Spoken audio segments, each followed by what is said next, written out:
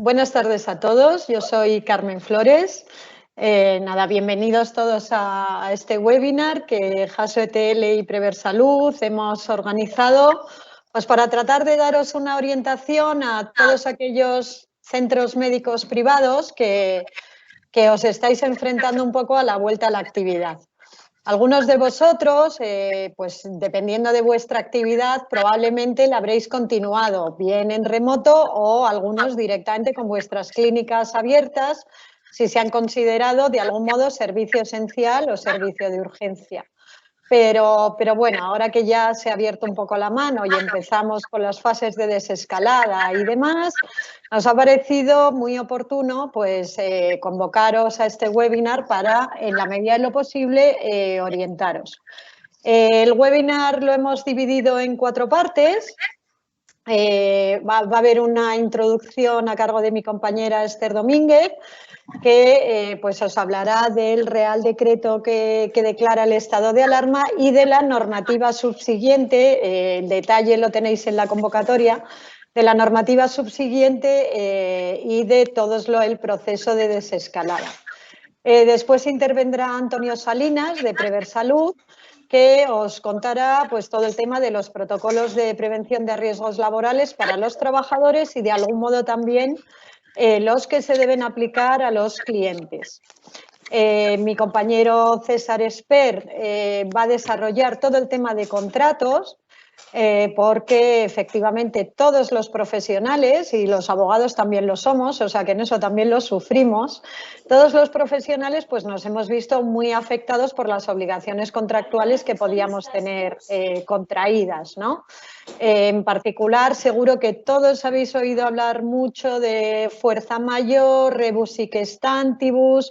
Bueno, pues dos palabras dos conceptos legales muy técnicos que César os explicará y sobre todo, en general, los contratos más relevantes pueden ser los de arrendamiento, pero seguro que muchos de vosotros también tenéis contratos de leasing o otros contratos en función de la actividad que desarrolléis que también pues suponen una afectación importante.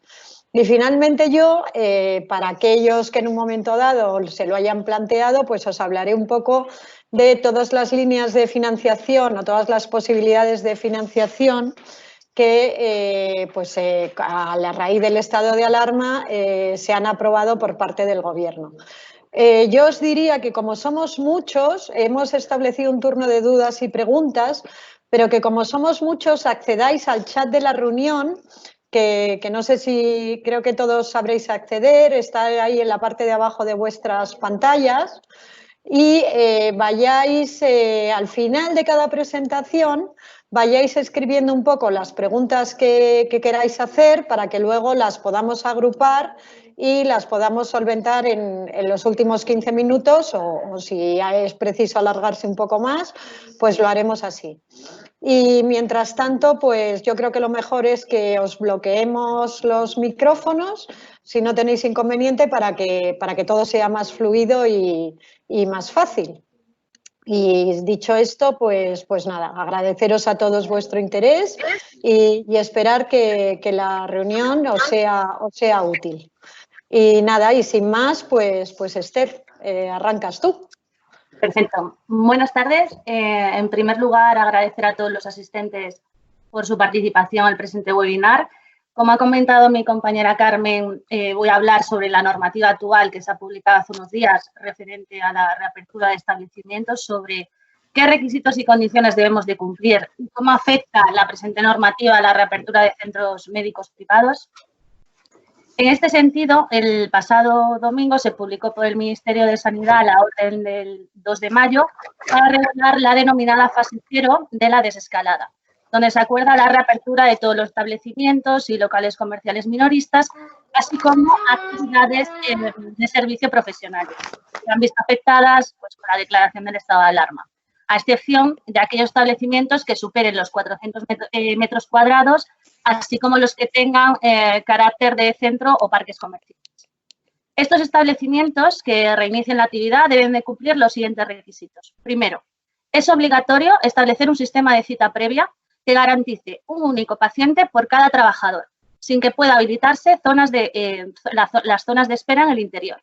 Segundo, es necesario garantizar la debida separación física entre el trabajador y el cliente, de 2 metros de distancia. O en el caso de que no sea posible, realizarlo mediante la instalación de mostradores o mamparas, o en caso como son algunos centros sanitarios, que es necesario hacer un servicio que impide esa separación de 2 metros, pues se utilizaría mascarillas por parte del profesional sanitario como por parte del cliente. Y tercero, tiene que existir un horario de atención preferente para mayores de 65 años, dentro de su franja horaria, cuando puedan realizar pues, los paseos y la actividad física, es decir, de 10 a 12 horas de la mañana y de 7 a 8 de la tarde. En todo caso, durante esta fase, los desplazamientos a los establecimientos podrán efectuarse por los clientes únicamente dentro de su propio municipio de residencia, salvo pues, que ese servicio pues, no estuviera a su disposición dentro de su municipio, entonces se podrán mover a otro. Por otro lado, también está la orden que se publicó el domingo, establece pues, diferentes medidas de higiene y de protección que deben de aplicarse a instalaciones, a los clientes y a trabajadores. En lo que respecta a las instalaciones, es necesario realizar 2 veces al día una limpieza y desinfección del establecimiento.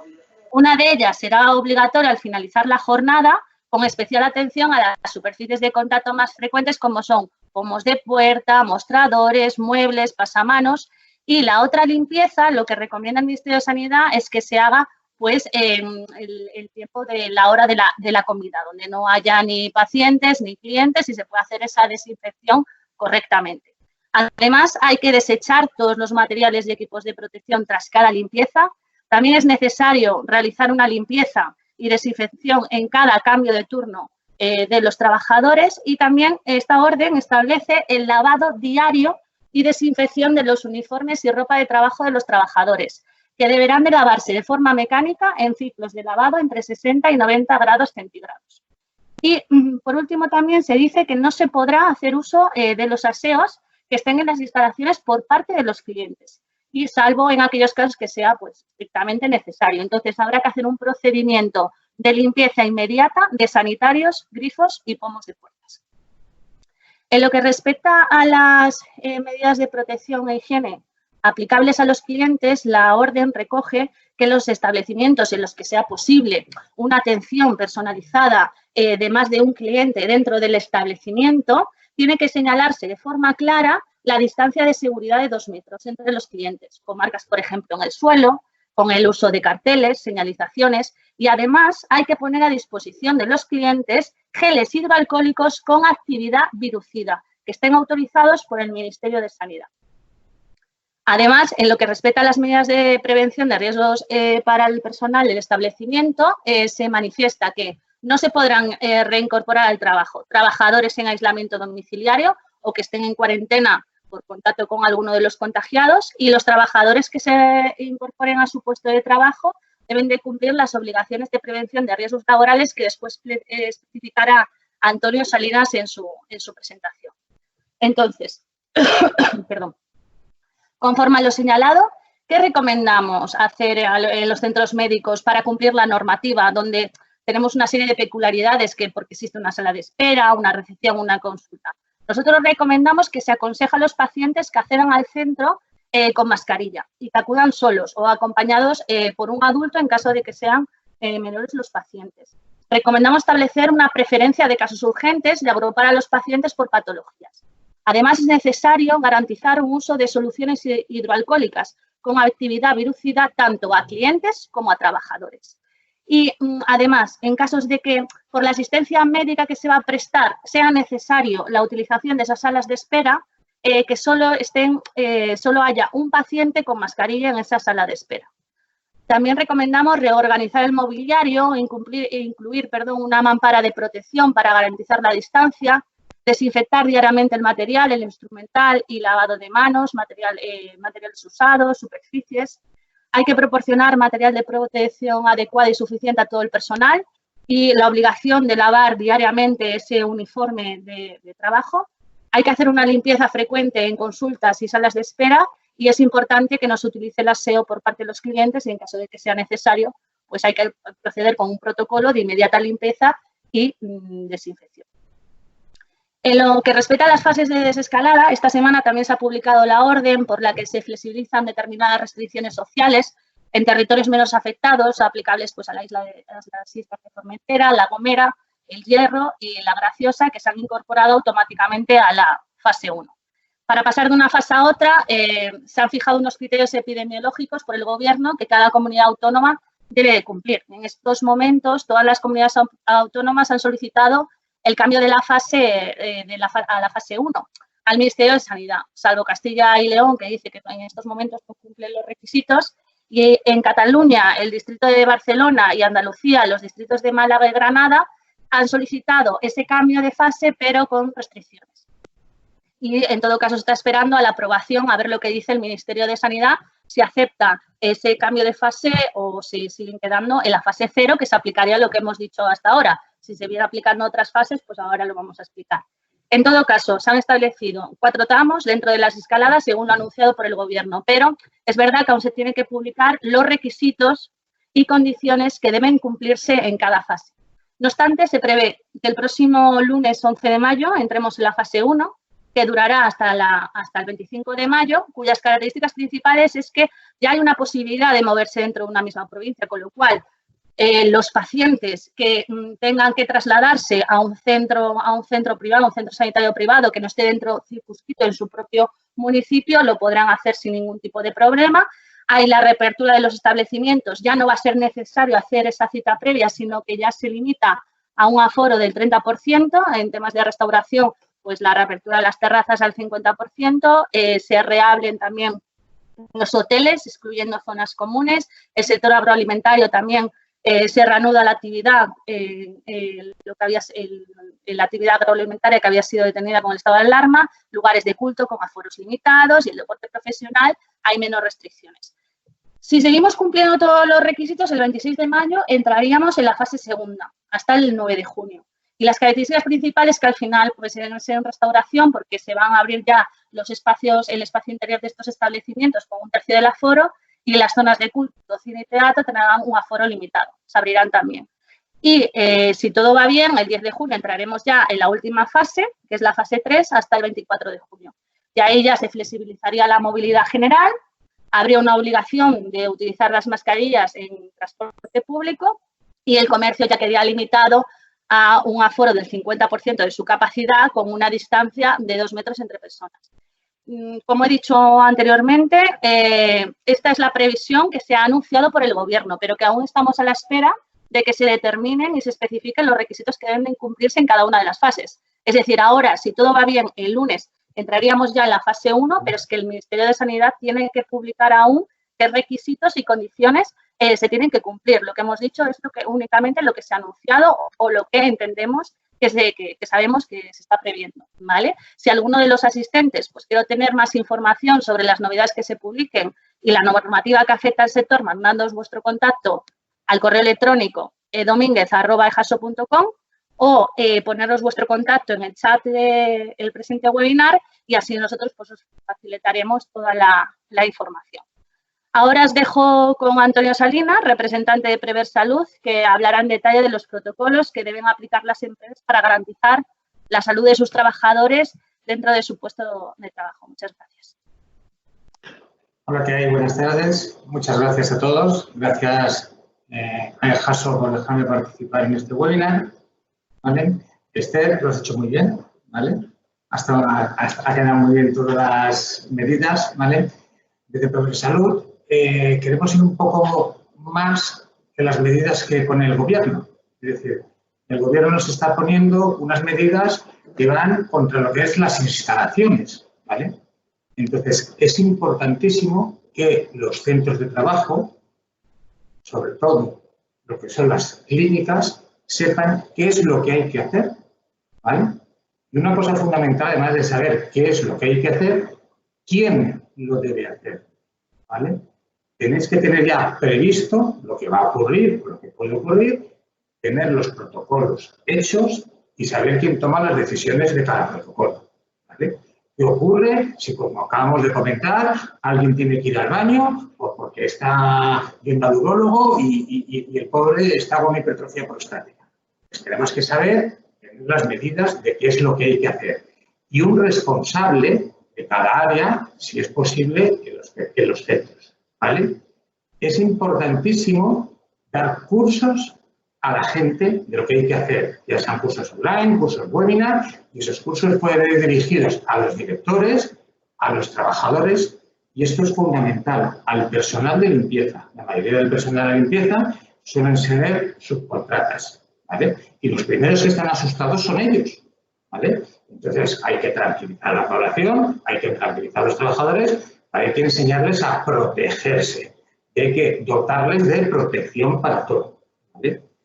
Es importante que no solo limpie, como acabamos de decir, sino que también tengamos en cuenta cómo eliminar todos los residuos, cómo manejar las bolsas de basura, cómo manejar todo, ¿vale?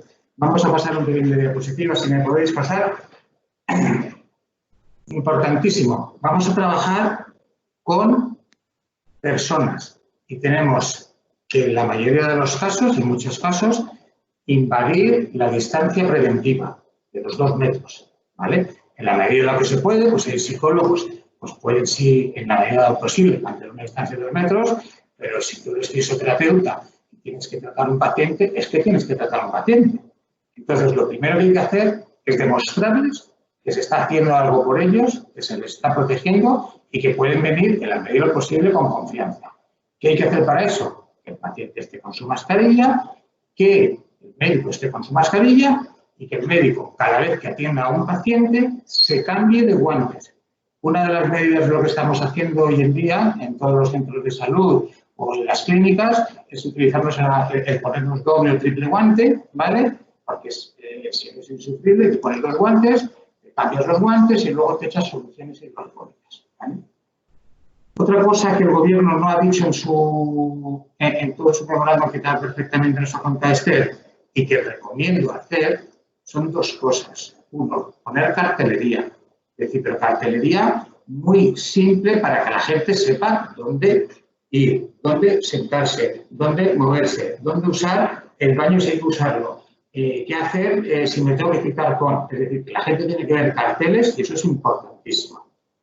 Una cosa que recomendamos también, cuando se pida cita, que es obligatorio pedir cita, todo el mundo pedir cita programada, formar al personal administrativo y preguntar si la gente tiene síntomas. Por favor, si hay alguien sintomático, ¿vale?, y la administrativa no es capaz de saber si son síntomas de coronavirus o no, que le pasen la llamada a alguno de los médicos, si es posible, y evitar que esa gente venga a las clínicas, si no es imprescindible, ¿vale? Y existe también lo que es la medicina a domicilio. Si alguien tiene que ir porque está con tos y no sabe si tiene coronavirus, mejor que se le vaya de la casa con equipos de protección y no meterlo en una clínica limpia y convertirla en una clínica sucia hasta que se vuelva a desinfectar todo, ¿vale? Importantísimo. Esa es la primera parte que ha comentado Esther, que es tratamiento de las clínicas. Nosotros queremos ir más allá y también queremos incluir lo que es el tratamiento a los trabajadores, ¿vale? ¿Qué vamos a hacer con todos nuestros empleados, con todos nuestros colaboradores, médicos colaboradores, enfermeras, administrativos y todo, ¿vale?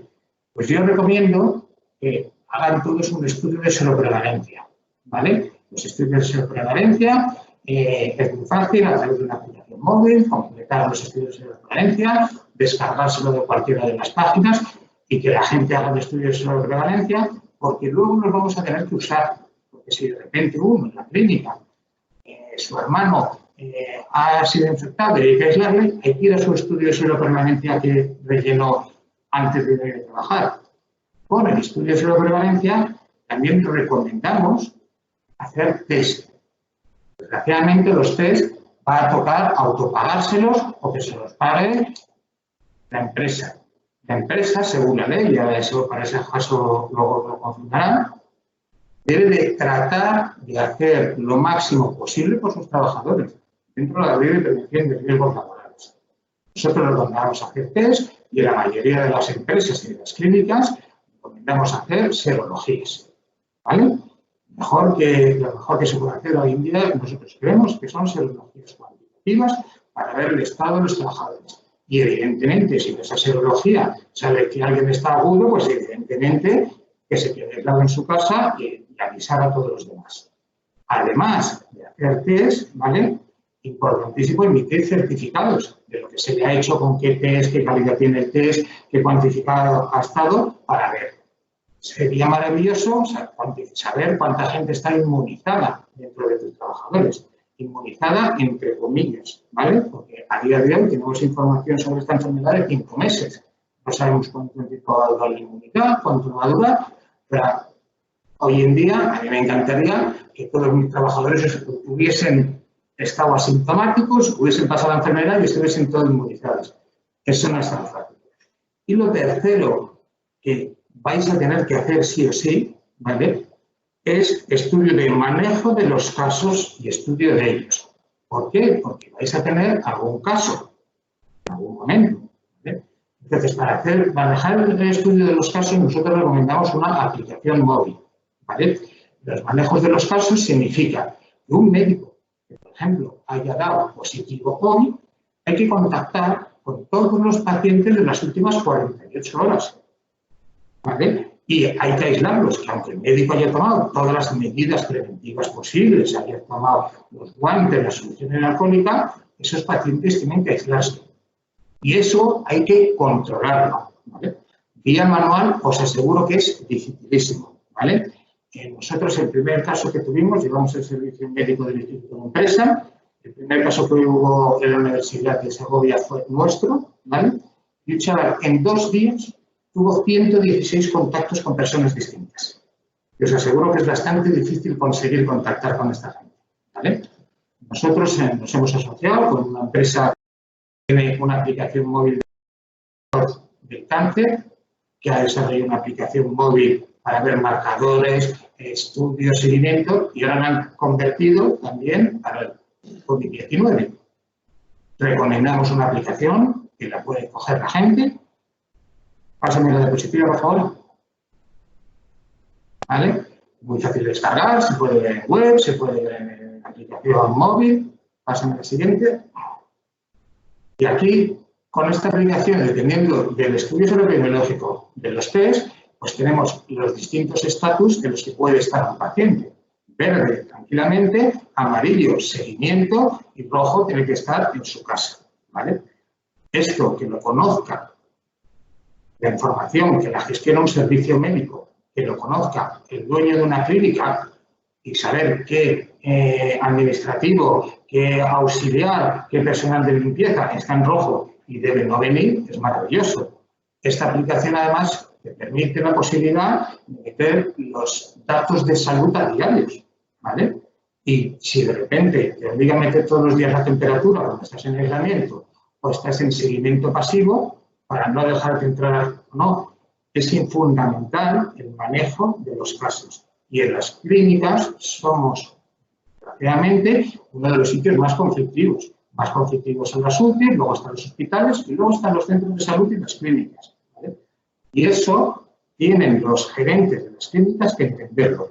Y van a tener que tener un responsable del manejo de los casos, y todo eso irá en su beneficio, uno, porque tendrán menos trabajadores infectados, tendrán más control y se sabrá, y los pacientes sabrán, qué están haciendo por ellos, ¿vale? Yo creo que ya he robado demasiado tiempo a los demás. Os agradezco y luego con las preguntas estoy a vuestra disposición. Bueno, buenas tardes a todos. Muchísimas gracias, Antonio y Esther, por la presentación que habéis hecho, que ha sido excelente, y a todos los asistentes a este webinar, muchísimas gracias por dedicar parte de vuestro tiempo para atender el webinar, y espero que mi parte también sea del mismo interés que han sido las anteriores. Yo voy a dar unas pequeñas pinceladas sobre el cumplimiento de obligaciones contractuales durante el estado de alarma y esta situación de crisis sanitaria a la que desgraciadamente nos estamos enfrentando, Y mi idea es profundizar o contaros una serie de principios jurídicos o principios del derecho que nos van a permitir en determinadas ocasiones justificar un posible incumplimiento de un contrato o un retraso en el cumplimiento, o incluso pedir o solicitar a la otra parte del contrato una modificación de las condiciones contractuales, pero dejando claro desde el principio y poniendo especial énfasis en que, por muy grave que sea esta crisis económica y sanitaria, no ampara de por sí o per se un incumplimiento contractual, sino que habrá que ir caso por caso y habrá que analizar las circunstancias de cada contrato para saber si está amparado el citado incumplimiento.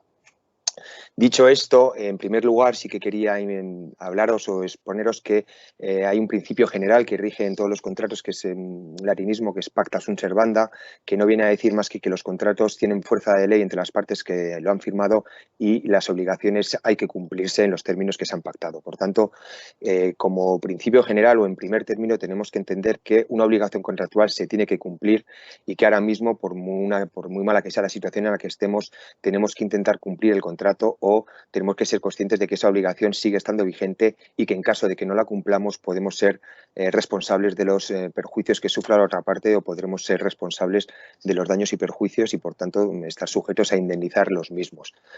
Por tanto, tenemos que ser conscientes de que no por el hecho de estar en una situación excepcional, una situación de emergencia o de estado de alarma, vamos a poder dejar de cumplir o de atender nuestras obligaciones contractuales. También tengo que deciros que este principio jurídico del pacta sunt servanda no es un principio absoluto. Existen una serie de mecanismos legales o de principios jurídicos que van a permitirnos en ciertas situaciones pues, evitar o justificar el incumplimiento contractual. Concretamente me refiero a los dos que ha comentado Carmen al inicio de este webinar y que todo el mundo creo que hoy en día ya conocemos porque se ha hablado mucho estos días de ellos, que son los principios de fuerza mayor y la famosa cláusula rebus sic stantibus. Bien. ¿Qué es la fuerza mayor? Bueno, la fuerza mayor está recogida y está regulada en nuestro Código Civil, es un principio jurídico positivo y lo que viene a decir es que fuera de los casos expresamente mencionados en la ley y de los que así se deduzca o se declare en la propia obligación, nadie responderá de aquellos sucesos que no hubieran podido preverse o que previstos fueran inevitables. ¿Qué quiere decir esto? Pues que cuando se den unas situaciones o cuando se den circunstancias que fueran totalmente imprevisibles o que siendo previsibles fueran totalmente inevitables, y nos impidan el cumplimiento de aquello a lo que estábamos obligados a hacer, en esos supuestos no vamos a ser responsables de ese incumplimiento y estaremos exonerados de esa responsabilidad. Bien, ¿cuáles son los requisitos que jurisprudencialmente se tienen que dar para que se dé o se pueda aplicar este principio de fuerza mayor? Bueno, pues los principios los han pasado mi compañero, pero bueno, son, como decía anteriormente, que fueran inevitables o imprevisibles o siendo previsibles que fueran totalmente inevitables, que sean ajenos a la voluntad de las partes y que impidan realizar aquello a lo que nos habíamos obligado. Dicho esto, ¿se puede entender que la crisis actual, la crisis generada por el COVID, la crisis sanitaria económica es un supuesto de fuerza mayor? Bueno, pues lo que está claro y creo que no ofrece discusión alguna es que se trata de un supuesto que es totalmente inevitable más que imprevisible, porque bueno, una pandemia siempre está ahí el riesgo de que exista una pandemia, una gran crisis sanitaria, pero que es totalmente inevitable esta situación, es claro, y que es totalmente independiente o ajeno a la voluntad de las partes. Por tanto, se cumplen, entendemos de a priori, dos de los requisitos para que podamos entender que existe fuerza mayor. Ahora bien, también tenemos que tener claro que no es de aplicación automática, como decíamos, y que el deudor tendrá que acreditar que ha existido una relación de causalidad directa entre este suceso de fuerza mayor, es decir, este acontecimiento que es imprevisible o inevitable, y el incumplimiento de la obligación. Y además tendrá que acreditar que objetivamente no pudo cumplir la obligación. Vale, en primer lugar, ¿qué tenemos que ver? Tenemos que ver y estudiar claramente la obligación contractual. ¿Por qué digo esto? Porque la fuerza mayor regulada en el Código Civil aplica, es decir, el artículo 1105 que hemos visto anteriormente, el Código Civil aplica salvo que las partes hubieran pactado algo en relación a la fuerza mayor. Es decir, que si en el contrato ya prevé cuáles son las consecuencias en un supuesto de fuerza mayor, habrá que cumplir lo que se haya pactado en el contrato, por aquel principio que hemos visto al principio del pacta sunt servanda. Por tanto, lo primero es revisar el contrato y si el contrato ya regula cuál es el riesgo o cómo se regula o quién tiene que asumir el riesgo en las obligaciones contractuales, si se da un supuesto de fuerza mayor, habrá que cumplirlo. Y si no está nada regulado es cuando podremos aplicar el Código Civil y podremos estar amparados por un supuesto de fuerza mayor. Y ese supuesto de fuerza mayor, pues podremos estar en tres situaciones diferentes: que nos impida totalmente el cumplimiento de la obligación, en cuyo caso, si no se puede cumplir la obligación, estaremos exonerados de cumplirla y no responderemos de los daños y perjuicios que se pueda ocasionar a la otra parte; que no se pueda cumplir en tiempo la obligación y, por tanto, haya un retraso en el cumplimiento de esa obligación, y ese retraso tampoco vamos a ser responsables de los daños que se puedan ocasionar como consecuencia de este retraso. Y, en último lugar, también puede ser que, como consecuencia de esta fuerza mayor, nos veamos obligados a cumplir parcialmente la obligación. Y, igualmente, ese cumplimiento parcial tampoco vamos a ser responsables de esa obligación, siempre que se den los supuestos o los requisitos de fuerza mayor. Eso en cuanto a la fuerza mayor. En segundo lugar, voy a dar 4 pinceladas sobre lo que es la rebus sic stantibus, la cláusula rebus sic stantibus.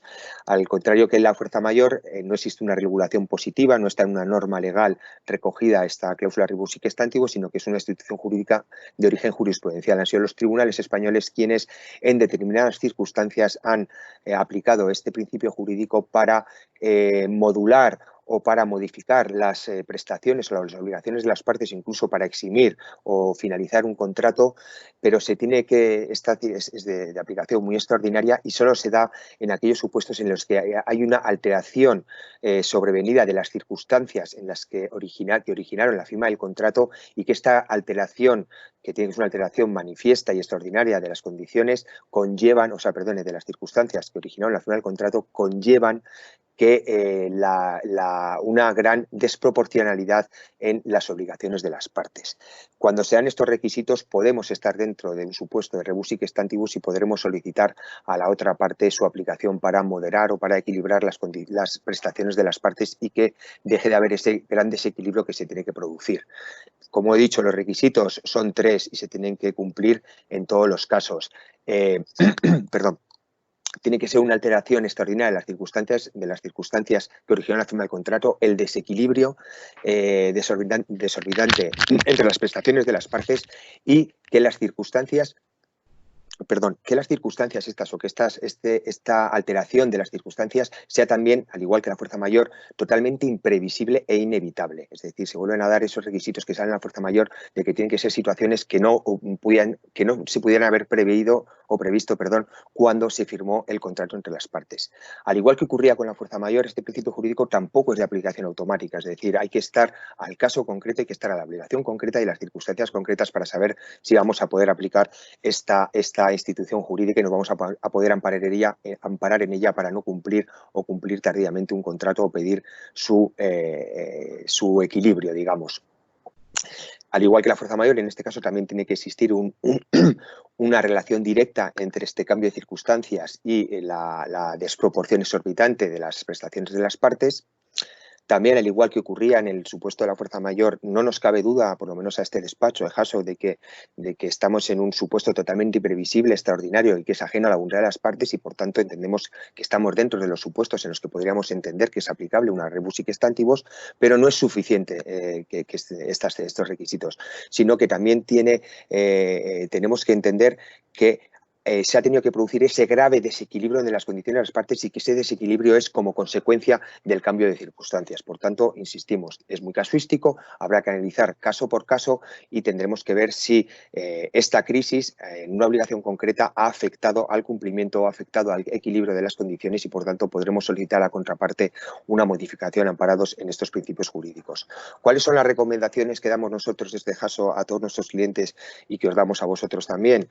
Pues mira, en primer lugar, como decíamos antes, examinar bien el contrato y ver qué es lo que se ha pactado, porque muchos contratos, los contratos españoles menos, es decir, los contratos latinos menos, porque, como decíamos, la fuerza mayor ya viene regulada por el Código Civil, pero en los contratos que vienen de derecho anglosajón, de otros territorios que no tienen esta regulación positiva, sí que los contratos ya regulan cláusulas de fuerza mayor en los propios contratos, y ya establecen quién va a asumir el riesgo o qué va a pasar en caso de que se dé un supuesto de fuerza mayor, pues como una pandemia, un terremoto, etcétera. Pues oye, que una de las partes asumirá el riesgo, o que se podrá retrasar, o que nadie responderá. Pues pues habrá que ver a lo que está pactado qué es lo que prima. Si no hay nada pactado, pues recomendamos siempre actuar de buena fe, transparencia y diligencia. Es decir, tú tienes que comunicar de forma real y de forma transparente a la otra parte del contrato en qué situación te encuentras, qué problemas se te ha generado esta crisis sanitaria y esta crisis económica y por qué no puedes cumplir el contrato. Igualmente le tendrás que intentar hacer o tendrás que demostrar a la otra parte de la obligación contractual que has intentado cumplir o que has puesto todos los medios para cumplir y que aún así te ha sido imposible el cumplimiento del contrato. Igualmente tendrás que ofrecer a la otra parte mecanismos para intentar solucionar o para intentar paliar los efectos o los daños que le pueden sufrir a la otra parte el que tú no cumplas, o intentar una demora en el pago de una obligación, una demora en el cumplimiento de una entrega, una condonación parcial de una cantidad que se adeude, lo que sea. Es decir, no vale con decirle a la otra parte no puedo cumplir y ahí te quedas, ¿no? Tendrás que demostrar esta buena fe. Y ya si no es posible, tras estos intentos, estas comunicaciones, estas propuestas de acuerdo con otra parte, si no es posible llegar a un acuerdo, en ese momento sí que, si no no tienes otra opción que no cumplir el contrato, pues le tendrás que, siempre recomendamos que haya una última comunicación fehaciente a la otra parte diciéndole que ha sido imposible llegar a un acuerdo y que por tanto te ves obligado a no cumplir este contrato. ¿Por qué hacemos estas recomendaciones? Las hacemos porque si finalmente acabáis en un juzgado, que no esperemos que no sea así, y yo creo que la experiencia que estamos teniendo durante estos 2 meses es que las partes están siendo muy conscientes de los graves problemas a los que nos estamos enfrentando todo el mundo, y yo creo que todo el mundo está poniendo un poco de su parte para alcanzar acuerdos. Pero si no es posible alcanzar estos acuerdos y te ves abocado a un incumplimiento y al final acabas en un procedimiento judicial, ya sea porque tú reclamas una equilibrio de las condiciones por una rebus sic stantibus o es la otra parte la que te demanda a ti por un incumplimiento, siempre se va a valorar de una forma muy positiva estos intentos de acuerdo, estos ofrecimientos de posibilidades de cumplir el contrato de otra manera, de una forma parcial o de una forma tardía, o al contrario, se va a ver muy mal para quien no ha sido nada flexible en este intento de llegar a un acuerdo por parte de los jueces, esta inflexibilidad o esta falta de una postura amistosa, una postura, digamos, tendente a concluir un acuerdo. Por eso entendemos siempre que esta información constante a la otra parte y estos intentos de cumplir el contrato, de ofrecer soluciones alternativas, van a ser necesarias y siempre se van a valorar de forma muy positiva en caso de que acabéis en un procedimiento judicial. Por tanto, y acabando ya esta parte de mi presentación, quedaros con la idea, porque yo creo que hay mucha confusión en general, de que ahora mismo, bueno, como estamos en una crisis sanitaria, como nos han obligado a cerrar, como ha bajado la facturación, como pues no pasa nada porque no cumpla la obligación. No, sigues estando obligado a cumplir y estos principios jurídicos que amparan estos incumplimientos los tendréis que aplicar de forma casuística, caso por caso, y analizándolos y teniendo muy clara esa relación de causalidad entre este sujeto, este evento totalmente imprevisible y tu incumplimiento. Dicho esto, sí que nos gustaría, porque es un problema que yo creo que todos vosotros, todos los que tenéis clínicas privadas, os enfrentáis, que es la primera obligación a la que todo el mundo va a tener que seguir o tiene que seguir haciendo frente, que es el pago de la renta del alquiler del local en el que estáis desarrollando vuestra actividad. Pues muy bien, en este sentido el Gobierno aprobó el pasado 22 de abril un Real Decreto, el 15/2020, donde se aprobó una serie de medidas y entre ellas una serie de medidas enfocadas a los arrendamientos. Pues muy bien, yo os voy a dar simplemente unas pinceladas para que conozcáis esas medidas, cómo os vais a poder beneficiar y en qué consisten. Bueno, los beneficiarios de estas medidas son o pymes o autónomos. ¿Qué se entiende por pymes a los efectos de esta medida? Pues que cumplan una serie de requisitos de un artículo de la Ley de Sociedades de Capital y en concreto es que durante 2 años consecutivos no superen al menos 2 de estos tres puntos que vienen en la slide que veis ahora en vuestras pantallas. Es decir, que la cifra del activo de vuestra sociedad no supere los 4 millones de euros, que el importe de las ventas de vuestra cifra anual de negocios no supere 8 millones de euros y que el número medio de trabajadores no sea superior a 50 empleados. Si estáis dentro de estos parámetros, seréis consideradas pyme y podréis beneficiaros de la medida que ahora comentaremos. E igualmente se podrán beneficiar los autónomos, y entendido por autónomos aquellos que están afiliados al Sistema General de Seguridad Social con anterioridad al 14 de marzo, que fue la fecha en la que comenzó el estado de alarma. Bien, ¿cuáles son los requisitos sobre la actividad afectada por el COVID para que podáis beneficiaros de estas medidas que diremos a continuación? Pues en primer lugar, que vuestra actividad sea una de las que sea directamente afectada ahora estamos aquí, profesionales de centros sanitarios, vosotros sois justamente de las actividades que siguieron activas o se permitieron que continuaran desarrollando la actividad, por tanto no podéis intentar beneficiaros de esta medida en base a que estuvierais afectados, porque no seréis directamente afectados. Ahora bien, hay otro requisito que es que vuestra facturación haya descendido un 75% respecto de una comparativa, es decir, respecto de la media de la facturación del trimestre del año anterior en el que hacemos la comparativa. Es decir, si vais a pedir la medida ahora en abril, pues la facturación media del segundo trimestre del 2019 habría tenido que descender vuestra facturación durante abril un 75% respecto de esa media del trimestre del año anterior. Si estáis dentro de esos supuestos, podréis beneficiaros de esta medida. ¿Cuáles son los requisitos para que el arrendador esté obligado a aceptar esta medida? Bueno, pues el arrendador tiene que ser una empresa o entidad pública de vivienda, es decir, si vuestro arrendador es una entidad pública que se dedica al arrendamiento de viviendas, se estará obligado a daros la medida que a continuación os explicaré, o que vuestro arrendador sea un gran tenedor. ¿Qué es un gran tenedor? Pues que el arrendador sea titular de 10 inmuebles urbanos, excluyendo garajes y trasteros, o que la superficie total de los inmuebles que tiene en alquiler supere los 1.500 metros cuadrados. Si vuestro arrendador se encuentra en cualquiera de estas dos situaciones, y vosotros sois un beneficiario de la medida, estará obligado a aceptar la medida. ¿Y cuál es la medida? Pues la medida es un diferimiento, una moratoria en el pago de las rentas mientras dure el estado de alarma, sus prórrogas y las mensualidades siguientes prorrogables una a una si el plazo anterior no hubiera sido suficiente para paliar esta crisis económica a la que os estáis enfrentando. Hasta un máximo de 4 meses. Es un poco ambigua la norma, no se sabe si los 4 meses son desde el 14 de marzo que entró el estado de alarma, o desde que acaben las prórrogas del estado de alarma, o 4 meses desde que acaben las prórrogas. Es un poco confuso el plazo de 4 meses, no se sabe desde cuándo computa, es lo que tiene el gobierno en estos reales decretos que no acaba de concretar muchas veces. Pero bueno, para ser conservadores, yo creo que una interpretación lógica serían 4 meses desde que acaben el estado de alarma y sus prórrogas. Se podrá prorrogar esta moratoria. Y esta moratoria, es decir, esas rentas durante el estado de alarma y los 4 meses posteriores, vas a poder no hacer frente durante ese tiempo, y una vez que pasen esos 4 meses tendrás que diferir el pago de esas rentas que no has pagado durante el plazo de 2 años, siempre y cuando el contrato dure más de ese plazo de 2 años. Y si el contrato finaliza antes, esta moratoria, este diferimiento en el pago, lo tendrás que terminar o tendrá que finalizar en el momento en que acabe el contrato de arrendamiento. Si no estáis en ninguna de estas situaciones, si vuestro arrendador no es un gran arrendador o vosotros no sois una pyme y sois una gran empresa, pues en este caso lo que establece la ley es que podrás pedir a tu arrendador pues una serie de medidas, incluso podrás pedir que el arrendador, digamos, coja la fianza para hacer frente a la renta y que luego la repondrás una vez pase el estado de alarma, pero esto podrás. No, el arrendador no va a estar obligado como si estaba obligado cuando era un gran tenedor o cuando era una empresa pública de vivienda. Y por último, simplemente deciros que se me había olvidado en cuanto a las medidas de arrendamientos que aplicarán la medida del diferimiento en el pago de la renta, se aplicará siempre que no hubierais pactado un acuerdo previo con el arrendador para hacer frente a esta crisis que estáis sufriendo como consecuencia del COVID. Es decir, si antes de que saliera el Real Decreto o antes de que pidas esta medida, habías llegado a un acuerdo diferente de exoneración parcial de la renta o otro diferimiento en el pago, ya no vas a poder beneficiarte de esta medida. Y dicho esto, muchísimas gracias por haberme atendido. Espero que no haya sido muy tediosa mi parte. Igualmente, cualquier duda podéis ponerla en el chat, luego las contestaremos, y también tenéis mi correo por si tenéis una pregunta más específica, que estaremos encantados de ayudaros y de responderos. Así que dejo la palabra a Carmen y muchísimas gracias.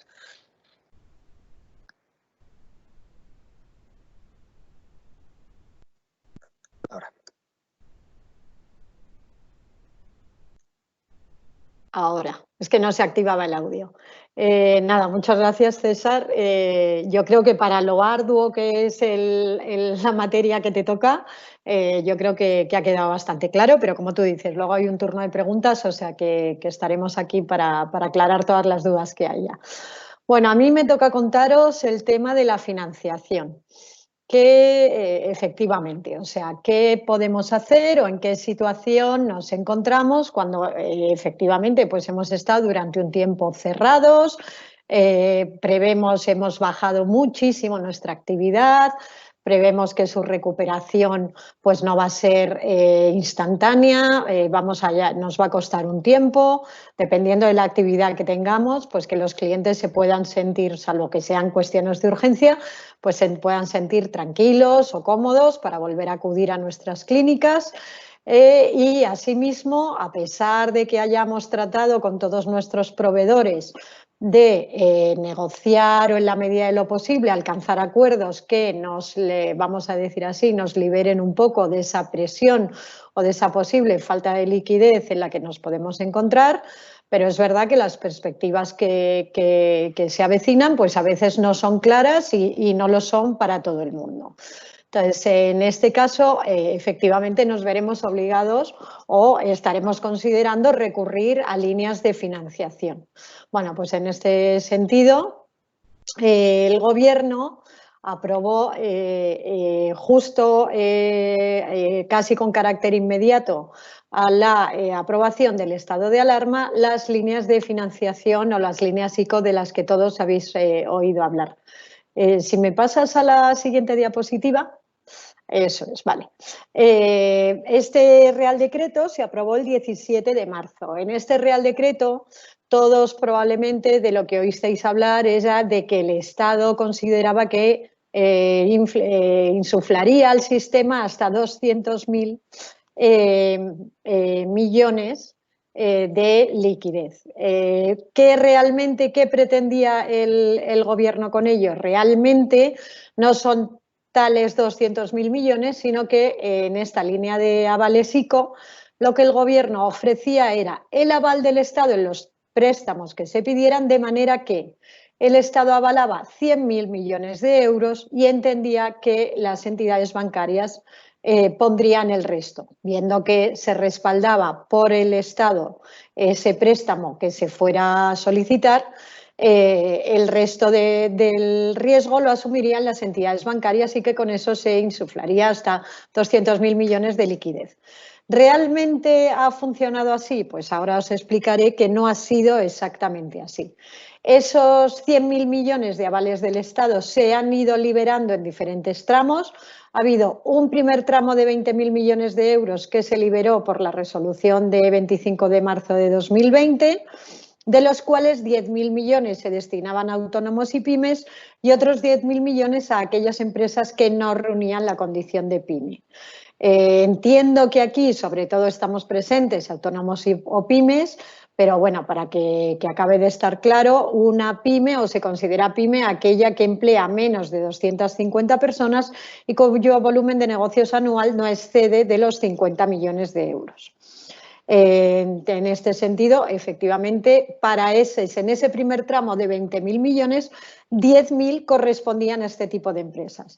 En el segundo tramo, que luego veremos que se han liberado otros 20.000 millones y esos sí que se destinan única y exclusivamente a autónomos y a pymes.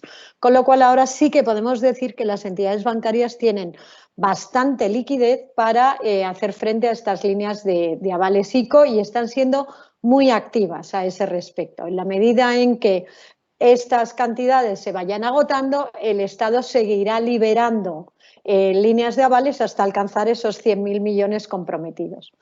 ¿Qué empresas o cuál es la finalidad de estas líneas de crédito y de estas líneas de avales? Fundamentalmente el mantenimiento del empleo, ¿vale? Y la continuidad en la actividad, porque estas empresas, en vuestro caso las clínicas, se vean afectadas en un periodo mayor o menor por una restricción de su liquidez. Entonces, son necesidades de gestión de facturas, hay necesidad de circulante, hay vencimientos de obligaciones financieras que estuvieran previamente contraídas, por si ya teníais, por ejemplo, contratos de leasing para el material o para los equipos de la clínica, o contratos de hipoteca, cualquier otro tipo de préstamo que tuvierais contraído. También, por supuesto, para obligaciones tributarias o de seguridad social o cualquier otra necesidad de liquidez en la empresa. ¿Quiénes las conceden? Todas las entidades de crédito, no solo las entidades de crédito que todos conocemos como las entidades de crédito al uso, los bancos, sino también las entidades financieras de crédito o entidades de pagos. Luego, más adelante, entraremos en ello porque efectivamente agentes financieros en el mercado no solo están los bancos, sino que hay otro tipo de agentes financieros que quizás son menos conocidos y con los que nuestro despacho está en una relación muy constante, que debéis saber que están sometidos igualmente al control regulatorio bien del Banco de España o de la Comisión Nacional del Mercado de Valores, o sea que no son ningún tipo de chiringuito financiero al uso, sino que son otras entidades menos conocidas que las entidades bancarias, pero que también ofrecen financiación al mercado bajo control absoluto del Estado. A partir de aquí, ¿qué características se exigen a las entidades o a las personas, bien autónomos o pymes, que quieran solicitar cualquiera de estas líneas de avales? Que tengan su domicilio social en España, que las operaciones se formalicen después del 17 de marzo, que es cuando se aprobó el primer Real Decreto que liberó los primeros 20.000 millones, que no estuvieran en situación de morosidad o en situación de crisis a 31 de diciembre de 2019. Esto lo debéis entender no como que no debierais dinero a nadie, sino que no fuera una situación de crisis o morosidad generalizada. ¿Vale? O sea, todos tenemos un flujo de entrada y salida de dinero, de atención de créditos o de facturas de proveedores y aquí a lo que se alude es a que no se esté en una situación de morosidad generalizada, sino en una situación habitual de marcha de la empresa en su devenir diario. Y unido al anterior, pues que efectivamente tampoco se estuviera en situación concursal o en situación de insolvencia, tal y como la establece la ley concursal. A partir de aquí, bueno, pues vuelvo a insistir, cualquier clínica, cualquier empresa, cualquier autónomo que estuviera en el desarrollo habitual de su actividad, pues no va a tener ningún problema para solicitar esta línea de avales. ¿Qué es lo que, sin embargo, no se puede financiar con cargo a estas líneas de avales?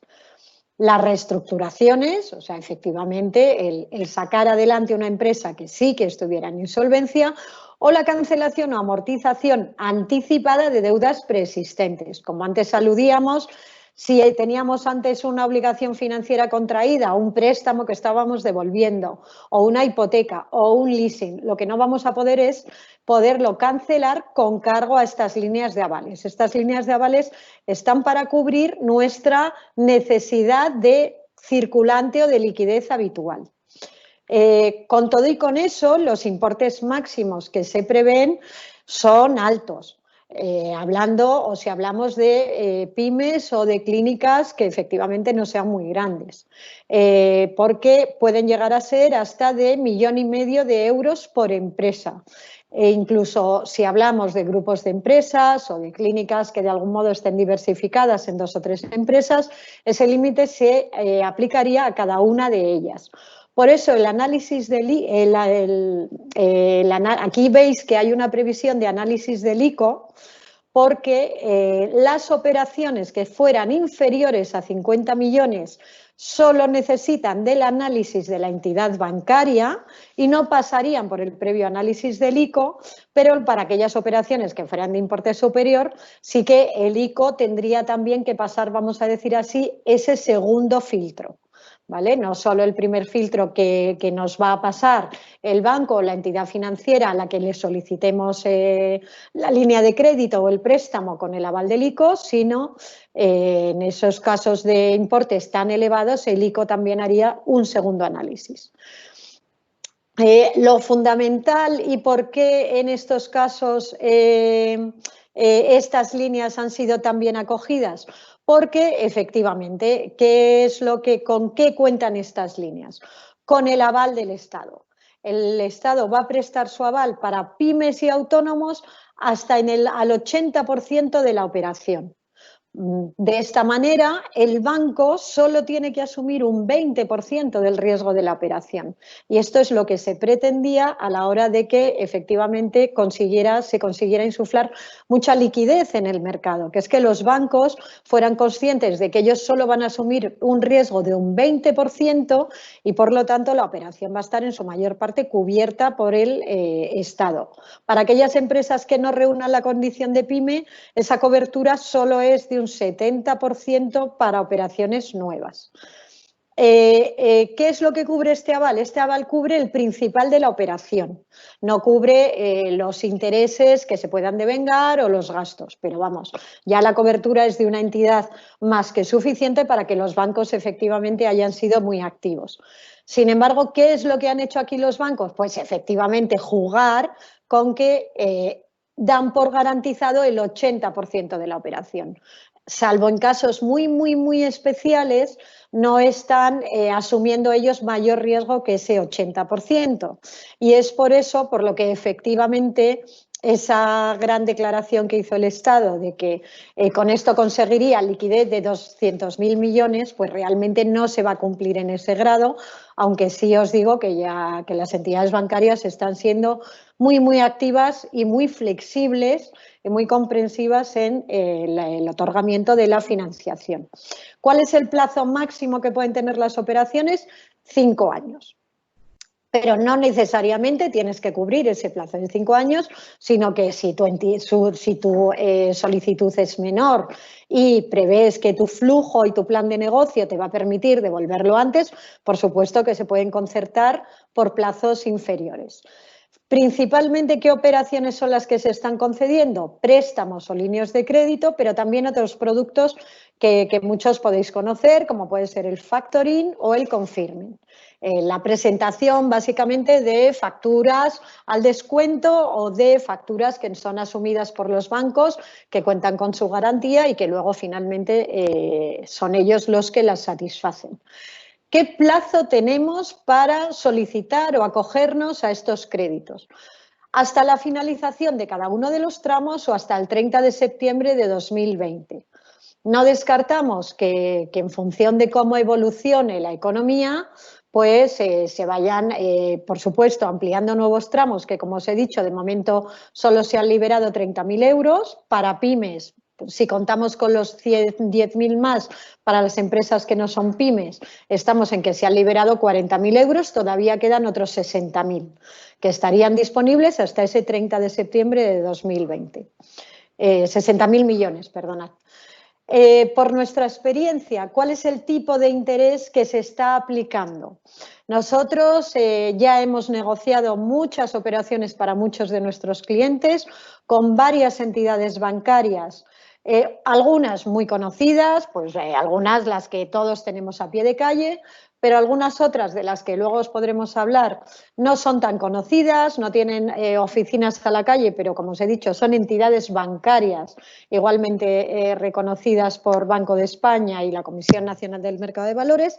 Y para nuestros clientes estamos consiguiendo tipos medios aproximadamente de un 2,5% TAE, y para aquellas empresas con riesgo muy bajo, incluso de un 1,5% TAE. Y aquí ahora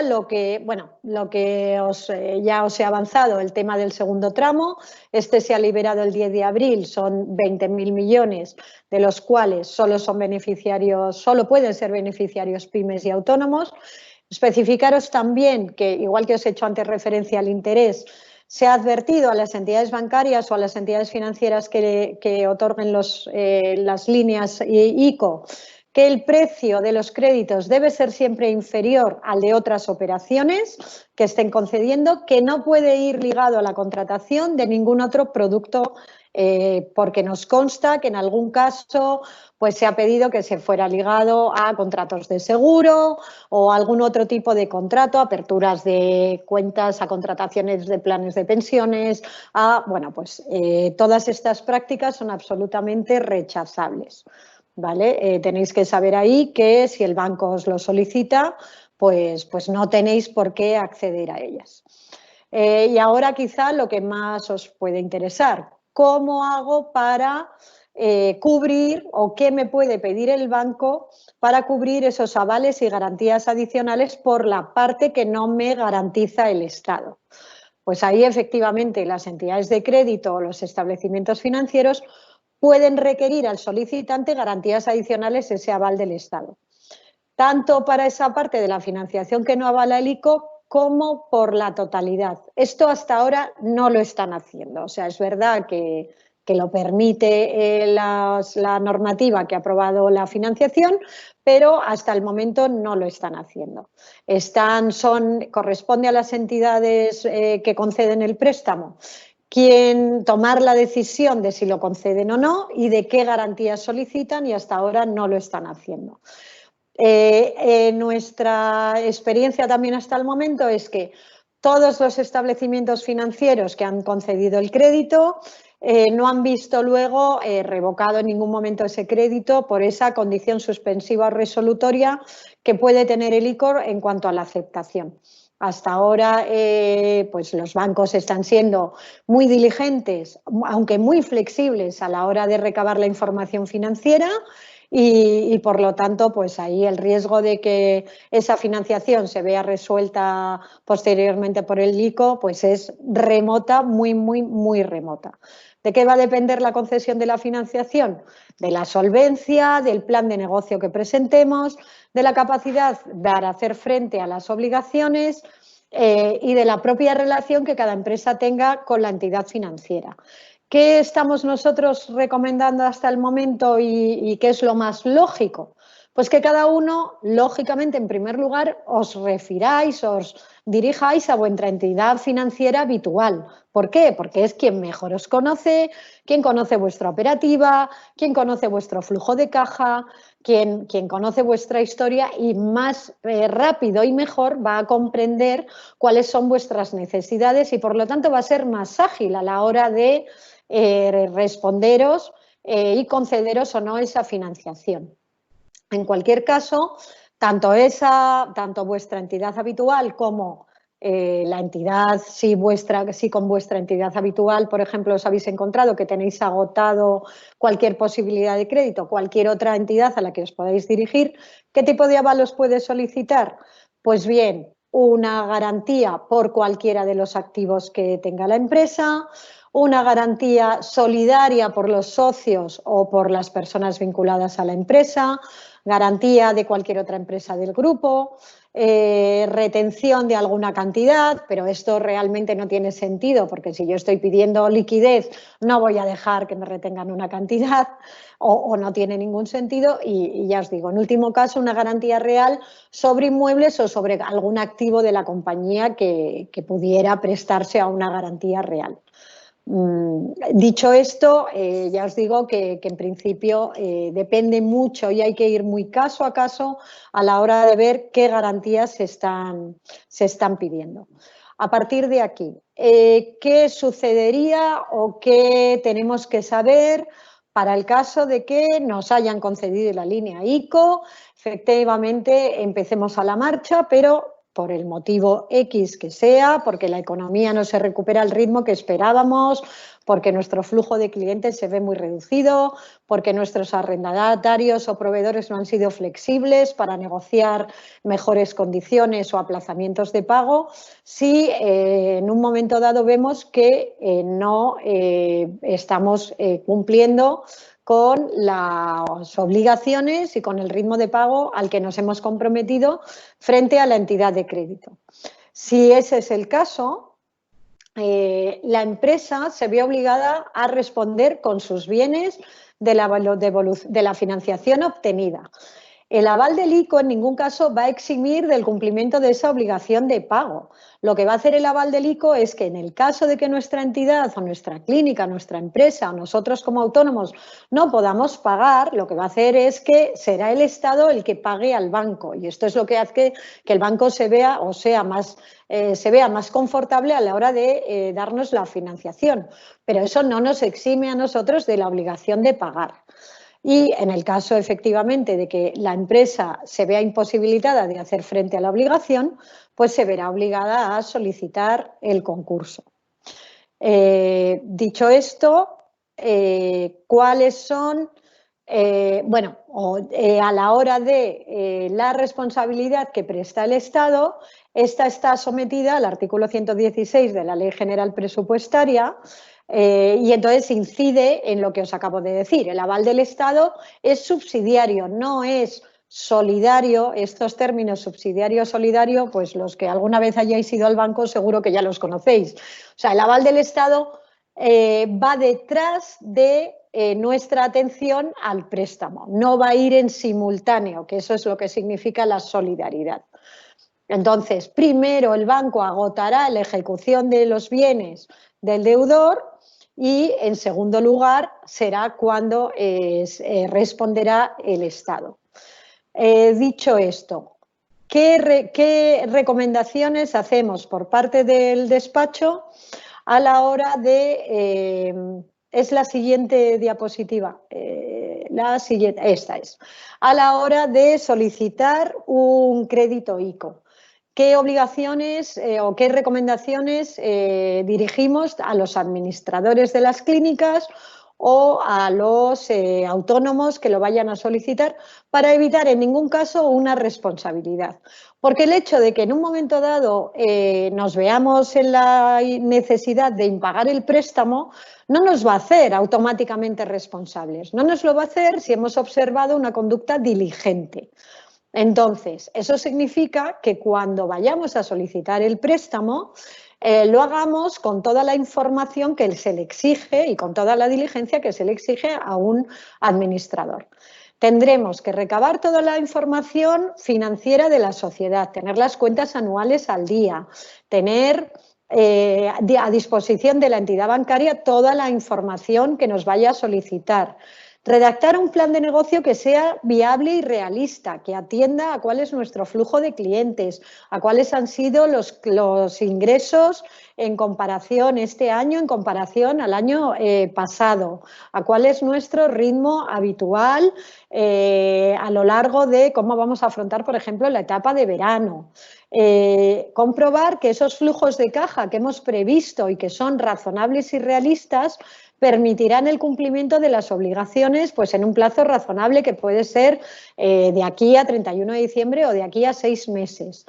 Realizar balances de situación trimestrales con la entidad bancaria que supongan que vamos haciendo un seguimiento de ese plan de negocio que hemos planteado. Y en el caso de que nuestra empresa esté gobernada o dirigida por un consejo de administración, pues realizar sus reuniones trimestrales. Y nosotros reunimos la condición de consejero delegado para mantener permanentemente informado al consejo de la marcha de la sociedad y que el consejo de administración haga efectivamente un seguimiento continuo. De esta manera evitaremos en cualquier caso, si en un momento dado el préstamo no lo podemos cumplir, incurrir en ningún tipo de responsabilidad. Si eres consejero delegado, tanto para la suscripción del préstamo como he dicho antes, a lo largo del desarrollo del mismo habrá que mantener permanentemente informado al consejo de administración y, por lo tanto, cuando el consejero delegado haya solicitado el préstamo y ya lo tenga concedido, antes de suscribirlo deberá someterlo a la aprobación del consejo. ¿Cuál es en este sentido también nuestra recomendación? Que esto mismo lo hagan los administradores únicos. Es verdad que un administrador único tiene todas las competencias y todas las facultades para suscribir el préstamo, pero nosotros recomendamos que lo someta a la autorización de los socios o a su conocimiento.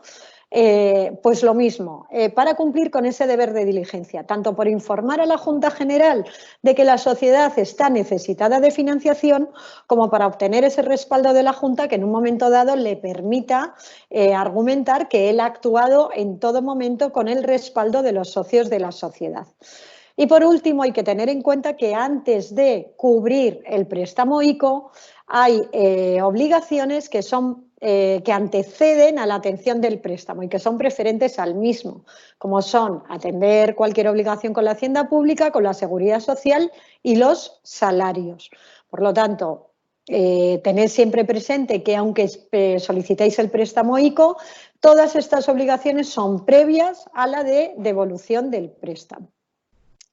Y dicho esto, y luego, por supuesto, si tenéis cualquier pregunta, pues la podemos ampliar. ¿Qué otros recursos, a qué otras fuentes podemos acudir en caso de que veamos que tanto con nuestra entidad bancaria habitual, como ya os digo, con, por ejemplo, otras entidades bancarias que son menos conocidas, pero que, por ejemplo, con la que nosotros estamos trabajando mucho, que es el Banco Caminos, que alguno a lo mejor lo conoceréis, es el banco de del Colegio de Ingenieros de Caminos. A lo mejor hay muchos arquitectos, estudios de arquitectura que sí que lo conocen, pero ya os digo, en el caso de las clínicas, pues a lo mejor ahí no os es tan conocido. Bueno, pues esta es un banco, es una entidad bancaria como puede ser Bankinter o Banco de Santander, al que también podéis recurrir, pero además de las entidades bancarias, hay lo que se llaman las plataformas de financiación participativas y los fondos de inversión. Las plataformas de participación, de financiación participativas son, a lo mejor muchos habéis oído hablar del crowdfunding o el crowdlending. Son plataformas que recaban fondos o bien de otros fondos de inversión o de particulares y que están autorizadas, ya os digo, por Banco de España o por la Comisión Nacional del Mercado de Valores para conceder préstamos. Esto es lo que se llama el crowdlending y tienen diferentes productos. Se pueden financiar tanto necesidades de tesorería como proyectos que se quieran acometer en el futuro.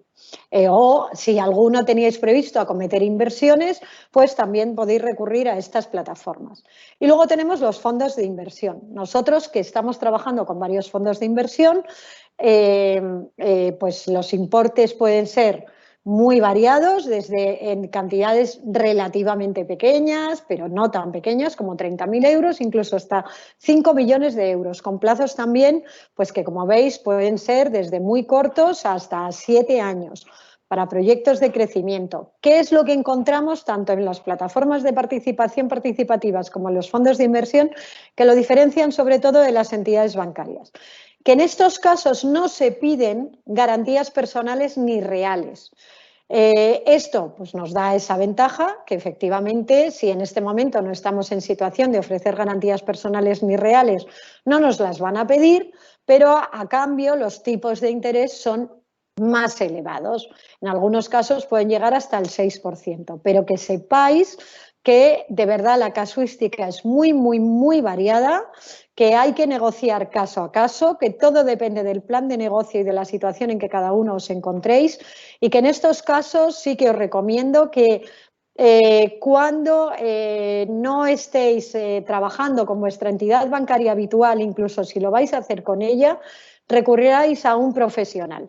Nos da igual ser nosotros que cualquier abogado de cabecera que tengáis, pero sí que es muy importante en estos casos que negociéis y negociéis bien, porque nosotros nos estamos encontrando que incluso dentro de una misma entidad bancaria el tipo de interés ha variado de una sucursal a otra.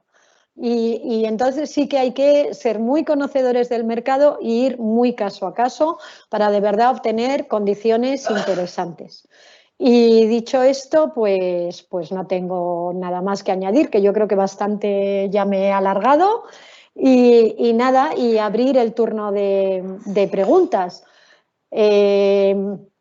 Algunas ya las habéis hecho aquí en el chat y esas las puedo trasladar yo porque a lo mejor en ese momento mis compañeros estaban ocupados y desde luego seguir cargando las que queráis y por supuesto si alguno quiere con posterioridad dirigirse a nuestros correos electrónicos o teléfonos móviles, ahí los tenéis, con los que nos lo solicitéis y nos dejéis la dirección de correo electrónico, vamos a circular la presentación y por lo tanto pues nos tendréis a vuestro alcance.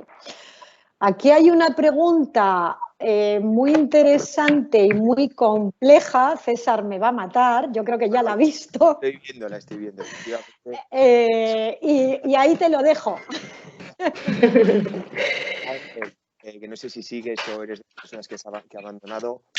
La pregunta que haces efectivamente es compleja. En primer lugar, yo te diría, a vos de pronto que, es decir, tú has realizado un negocio que es de tracto único para venta, que la has hecho antes del estado de alarma, pero ya se ha perfeccionado y habría que ver el documento que has firmado, si se has pactado o has pactado un precio en una serie de hitos o en función de las ventas, o una parte del precio puede variar en función de las ventas. Es decir, hay que ir al contrato en concreto, pero como respuesta primera te diría que no es posible ampararnos en el estado de alarma o en la crisis sanitaria ahora mismo para, no sé lo que querrías, una resolución del contrato, una modificación del precio si tú eres comprador. Es decir, es que la pregunta tampoco necesitaría más datos para poder explicártela, pero yo simplemente para que te hagas una idea, recientemente, y cuando hablo recientemente te estoy hablando el mes pasado, a mediados de mes, el Supremo dictó una sentencia sobre un supuesto de la cláusula rebus sic stantibus y entendió que en contratos de corta duración no era de aplicación. Tened en cuenta que, como he dicho antes, para que se aplique una rebus sic stantibus tiene que darse un cambio fundamental, un cambio absoluto, radical, en las circunstancias del contrato, entre que se firmó el contrato y en el momento en que hay que cumplir ese contrato, el momento que se va cumpliendo. Entonces, no se da porque tu contrato ya se ha perfeccionado, entonces las circunstancias han sido posteriores a la perfección del contrato. Ampararse ahora mismo una fuerza mayor para pedir la resolución cuando ya está, es complejo. Yo te diría que a bote pronto no, pero que si quieres que lo miremos con más calma y que te demos un advice un poco más concreto, tendríamos que tener más datos y tendríamos que conocer realmente cuál es el negocio que tú firmaste. Pero es difícil que en un contrato que ya se ha ejecutado podamos aplicar cualquiera de estos dos principios que hemos comentado antes para amparar un incumplimiento o pedir una modificación de las condiciones del contrato. Si quieres añadir algo más, perfecto. Y oye, si no tienes mi correo, también siéntete libre de mandarme un correo electrónico y lo hablamos con más calma. Carmen, no tienes el micro. Gracias, César. Hay una pregunta de Marta que yo entiendo que es para Antonio, porque se refiere a los estudios de seroprevalencia. ¿La has visto, Antonio, o te la leo? Ay, tienes el micro cerrado tú ahora. Porfa. Marta Quinterone. Marta nos pregunta... Los estudios, Marta, de seroprevalencia nunca son obligatorios, solo pueden ser recomendables. Y luego pregunta también... ¿Cómo puede conseguir los test? Pues hay muchas maneras de conseguir hoy en día los test, los laboratorios privados los tienen y nuestra empresa, pues, por ejemplo, prestamos servicios de toma de muestras a domicilio o toma de muestras en empresas o toma de muestras en residencias o toma de muestras en clínicas. Incluso si son clínicas, pues podemos ayudarles en determinadas cosas que será más fácil. Es decir, si la clínica, por ejemplo, tiene ya su servicio de enfermería, ¿vale?, pues les podríamos colaborar en todo lo que necesitasen siempre. Hay otra pregunta de Marta que yo creo que es para Esther, que se refiere a los horarios de cita. ¿La has visto, Esther? Sí, la he visto. Sí. Lo que respecta al horario para atender a los mayores de 65 años, lo que dice la orden es que habrá un horario preferente para para esas personas, ¿vale? Pero no quiere decir en todo caso que se tengan que dar las citas, o sea, que se tenga que atender al paciente en esas horas únicamente. No, es decir, que si nosotros tenemos nuestra agenda y vamos a prestar nuestros servicios de 9 a 2, pues que sepamos que si tenemos 5 pacientes, que demos preferencia a los mayores de 65 años para que estén en esos horarios. En este caso sería de 10 a 2, pero que no existe ninguna obligación que solo los tengas que atender en ese horario. Si llama una persona mayor de 70 años y quiere que se la atienda a las 10 de la mañana, pues tendría que ser un horario preferente en el sentido que tienes que darle esa asistencia o esa cita en la medida de lo posible en ese horario, pero no, la orden no establece la obligación, ¿vale? Después hay porque Carmen ha empezado con la pregunta de Ángel, pero hay una pregunta de Lara, ¿vale? Que esta es la que me tocaría también a mí. Entonces, antes de seguir, se la voy a contestar, que hay varios puntos. Lara, el tema de lo de la atención al paciente, cómo se tiene que hacer, el uso de la mascarilla, la mampara. A ver, después de leernos la orden, y las recomendaciones que también ha hecho el Ministerio de Sanidad, tener en cuenta que el Ministerio de Sanidad publicó hace 2 semanas una guía de prevención de riesgos laborales donde se establecía, dependiendo del nivel de contagio o el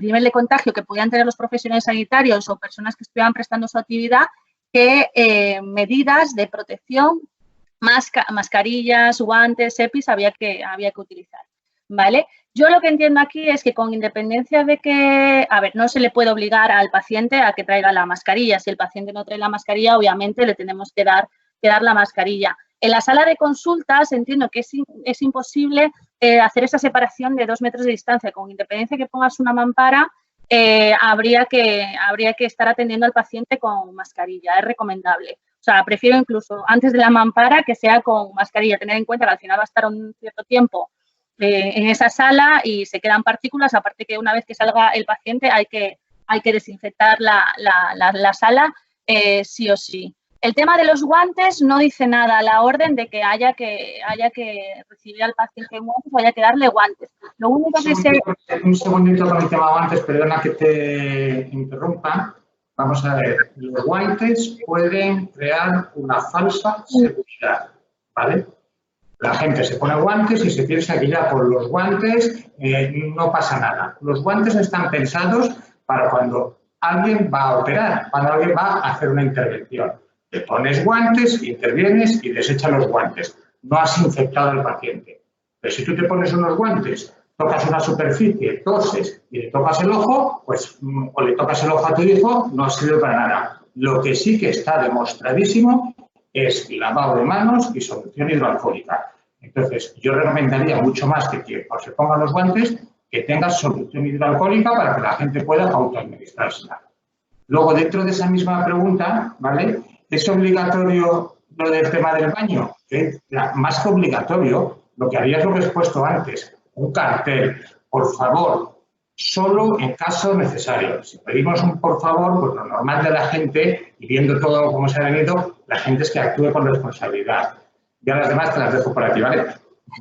Nada, no te preocupes. Efectivamente, como dice Antonio, la orden sí que lo que obliga es que el paciente, una vez que entre en el centro, hay que darle el gel hidroalcohólico, ¿vale? Para que se desinfecte las manos, pero no dice nada de los guantes y es verdad que es un foco de infección, como dice Antonio. El tema de las salas de espera. Efectivamente, si nosotros tenemos varias salas donde podemos prestar asistencia médica y vienen los pacientes a la misma hora para asistir a cada una de las salas, a lo mejor hay que ver el tema de las aglomeraciones o qué pasaría en esos extremos o que no ha acabado la cita y ya entra un paciente. Entonces, a ver, el consejo aquí es que en la medida de lo posible en esa sala de espera únicamente esté un solo paciente con la mascarilla. Si acceden más pacientes como consecuencia de esas citas que hemos dado, ¿vale? Lo que haríamos es, en esa sala de espera, habría que ver lo grande que es, pero intentar que hubiese una separación mínima entre silla y silla de 2 metros, ¿vale? Si es imposible por las dimensiones de la sala o porque únicamente a lo mejor solo se podría poner a 2 pacientes y todos ellos con mascarilla, únicamente a los pacientes, pues habría que ver si podrían esperar en el hall o incluso fuera, ¿vale? Porque tenemos que ver el tema de las aglomeraciones y tener en cuenta que al final tenemos que garantizar esa medida de distanciamiento, esa separación de 2 metros, ¿vale?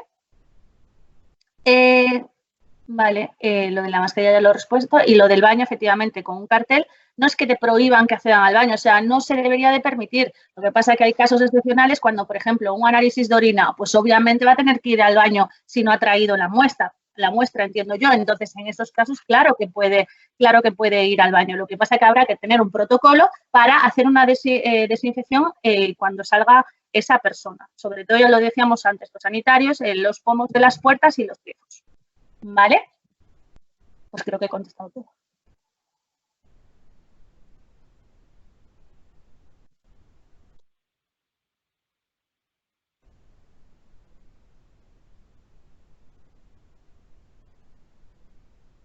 Sí, ya está, Esther. Sí, he contestado, no sé si hay más dudas. Nada, discúlpame, Lara, que que efectivamente no había visto yo tu pregunta, me la había ocultado el... Nada. Ahora sería la de Diego Guerra. Vale, pues venga. Que dice que si existe alguna visión de jueces sobre la responsabilidad directa de una clínica si un paciente se infecta en su clínica, independientemente de si has tomado o no las medidas. Yo creo que el problema es lo de independientemente de si has tomado o no las medidas. Eso es. O sea, si has tomado todas las medidas o medidas diligentes, bueno, a lo mejor Antonio es más oportuno o Esther para contestar esta pregunta, pero yo entiendo desde el punto de vista más jurídico que si has tomado las medidas o medidas diligentes y aún así ha habido un contagio, pues no vas a ser responsable porque al final se te permite abrir, has tomado medidas y al final es un virus con un alto nivel de contagio, con lo cual yo creo que no va a haber responsabilidad. Ahora bien, si resulta que no has tomado ninguna medida y que no has sido diligente o, dicho de otra manera, has sido negligente en el cumplimiento de estas obligaciones, pues ahí sí que podrás ser responsable porque si le has dado a entender a un paciente de que no tenía riesgo y sí que había riesgo, pues yo creo que van por ahí, ¿no? Sí. Lo importante aquí también es informar a la gente de todas las medidas que estáis tomando. Claro.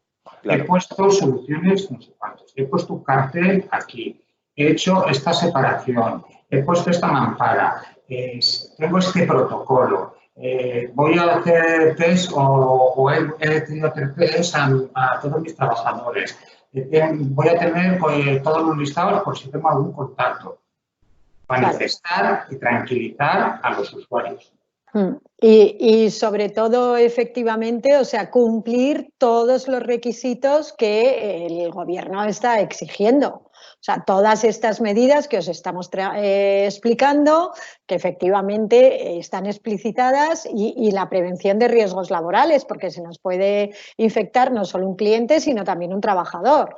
Entonces, es lo que César comenta. Si yo he sido cumplidor de la ley, este es un virus del que efectivamente, o sea, se están dando unas circunstancias de contagio que en muchos casos todavía están por explorar y nosotros nuestra obligación es cumplir con lo que la ley nos exige.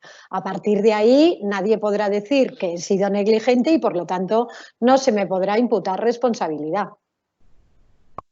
Efectivamente, es como dice Carmen y como dice Antonio, en la medida que nosotros al final podamos acreditar que hemos que hemos cumplido con las medidas que nos está aconsejando y que nos está obligando el gobierno, pues entiendo que no tendremos responsabilidad. Tener en cuenta que si cualquier trabajador en cualquier momento está contagiado, habría que iniciar un protocolo para que ese trabajador no vuelva a su puesto de trabajo y que no contagie a los pacientes. Por ejemplo, habría una falta de diligencia si el trabajador sigue en el centro.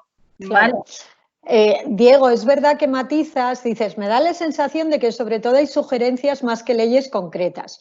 Es verdad, o sea, es verdad que dices, oye, son recomendaciones de sanidad, en muchos casos, otras no, otras como obligaciones de horario, etcétera, etcétera, por supuesto que hay normativa que la dispone. Pero incluso aun entendiendo que son sugerencias, un administrador o un profesional diligente es el primero que está obligado a seguir cualquier sugerencia que por parte del Ministerio de Sanidad o de las autoridades se esté haciendo, porque ahí sí que dejas un pequeño hueco a esa falta de diligencia. Si todos somos conocedores de que hay que lavarse las manos, de que hay que tener el gel, de que hay que llevar la mascarilla y no cumplimos con nada de eso, indudablemente estamos faltando al deber de diligencia o de sentido común que a todos se nos pide. Y en ese caso sí que dejamos abierto un hueco a la responsabilidad, con independencia o no de que esté estrictamente regulado en una normativa o no. Si hay una autoridad, o sea, no me refiero a que sea el consejo del vecino, pero obviamente si es una recomendación de una autoridad sanitaria, el deber de diligencia impone seguirla.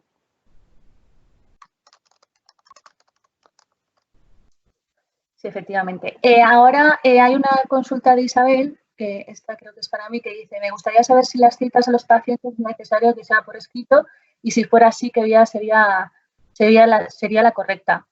A ver, entiendo aquí que al final el centro lo que tiene que atender es por medio de cita previa, es decir, el paciente puede hacer la llamada telefónica o por vía email, no sé, por normalmente el medio que conciertan las citas y reservar la hora.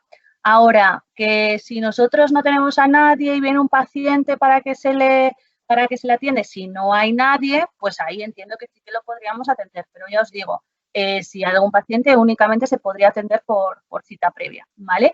Y la limpieza de las zonas con lejía, o sea, la orden al final no dice que, o sea, tienes que efectivamente que desinfectar, ¿vale? ¿Qué es lo que está pasando con lejía? Se puede desinfectar después con productos que tengan actividad virucida, que sean biocidas. Tener cuidado con esto porque solo se pueden utilizar los que están autorizados por el Ministerio de Sanidad, ¿vale? Estas últimas semanas ha pasado los listados de los productos que contienen biocidas, que son los que se están comercializando y autorizando para proceder a la desinfección. No obstante, con la lejía también se podría desinfectar, ¿vale? Y creo que no hay más preguntas.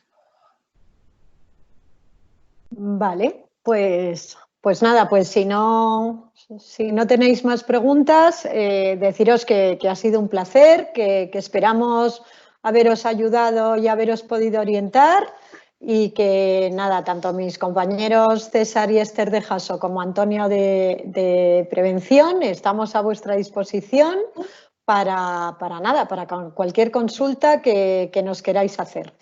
Y que nada, que deseamos eso, que tengáis una vuelta a la actividad pues lo más normalizada posible dentro de lo que cabe y que sobre todo dentro de nada pues recuperemos todos la normalidad que estamos deseando. A los que nos hayáis dejado el correo electrónico os mandaremos la presentación y el resto, bueno, pues nada, esperamos volvernos a encontrar en algún momento. Muchísimas gracias a todos, igualmente.